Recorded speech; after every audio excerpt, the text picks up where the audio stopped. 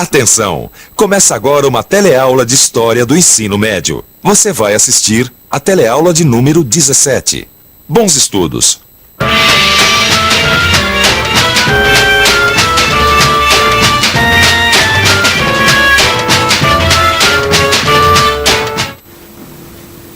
Navegar é preciso.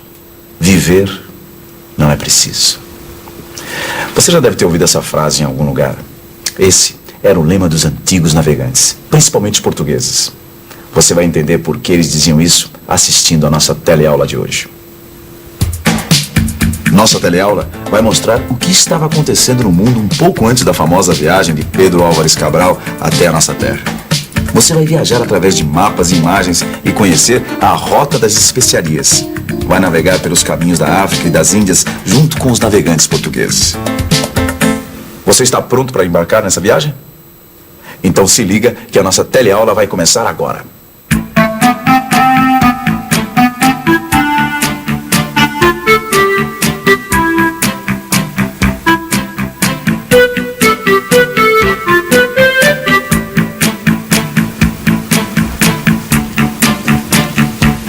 Quando a gente ouve falar em grandes navegações, a gente vai logo pensando nesses instrumentos aqui: bússola, sextante, mapas, tudo que era preciso para navegar.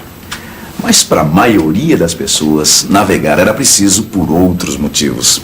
Para quem não era marinheiro, navegar era importante por causa disso aqui, ó: arroz, laranja, damasco, figos, pau-brasil, algodão e as famosas especiarias: cravo, canela, gengibre, pimenta e açúcar. Por mais incrível que possa parecer, as pessoas um dia se aventuraram no mar por causa de coisas hoje tão comuns pra gente, como a pimenta, por exemplo.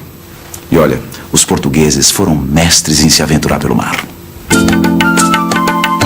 Esse aí é o mar que os portugueses atravessaram para chegar até o Brasil, o Oceano Atlântico. Você vai ver que esse oceano tem um papel muito importante para a época que nós estamos estudando. Os portugueses têm uma relação muito antiga com o mar, desde o século XII. E você sabe, o século XII é o período de tempo que vai do ano de 1101 até 1200. Desde aquela época, desde o século XII, os portugueses do litoral vivem como essas pessoas que estão trabalhando aqui, do comércio. No resto da Europa, a situação era diferente. A maioria da população vivia da agricultura, mas a atividade comercial começava a se expandir, principalmente entre as cidades italianas de Gênova e Veneza com os países do Oriente. Pela localização dessas cidades, dá para ver que elas já tinham uma grande vantagem no comércio por esse mar aqui, o Mar Mediterrâneo. É claro que a boa situação geográfica ajuda muito, mas ela não é tudo. Os comerciantes de Gênova e Veneza tinham uma outra vantagem para fazer esse comércio: as boas relações com os povos do Oriente, principalmente através dos muçulmanos. Resumindo, por causa das suas relações e da sua localização geográfica, as cidades de Gênova e Veneza eram intermediárias de todo o comércio entre o Oriente e a Europa. E os lucros que os comerciantes italianos tinham eram enormes, porque eles compravam as mercadorias do Oriente por um preço e vendiam para o resto da Europa por um preço muito maior. Século XIII. O comércio começa a se expandir também no norte da Europa. No Mar do Norte e no Báltico, os navios vêm e vão de um ponto para o outro para apanhar peixe, madeira, peles e couros. O mais importante centro desse comércio é a região de Flandres. Pelo mapa da época, nós podemos ver as rotas ligando Flandres às cidades italianas do sul. Há uma enorme quantidade de artigos produzidos no norte que é negociada com os produtos do Oriente. O lugar onde isso acontece se chama Champagne, uma região localizada no Reino da França. É ali que se realizam as grandes feiras anuais.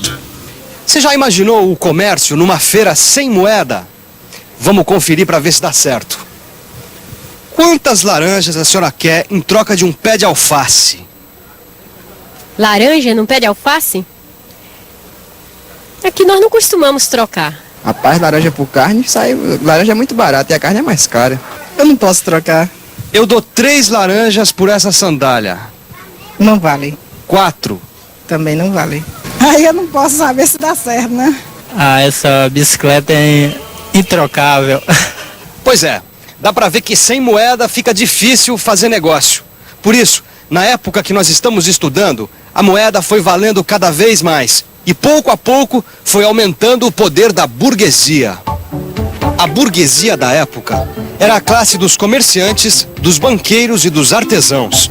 A burguesia era o grupo social que possuía riqueza em moeda e que morava nas cidades. Naquele tempo, as cidades eram conhecidas como burgos. Fica fácil perceber que a palavra burguesia tem origem no nome Burgos. O historiador Léo Huberman escreveu uma coisa muito interessante sobre o comércio nessa época em que a burguesia começava a crescer. Olha só o que ele disse.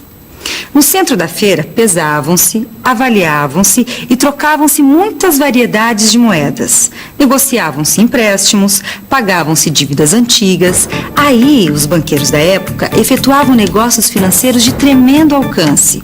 Suas operações cobriam negócios que se estendiam por todo o continente. Entre seus clientes contavam-se papas e imperadores, reis e príncipes, estados e cidades.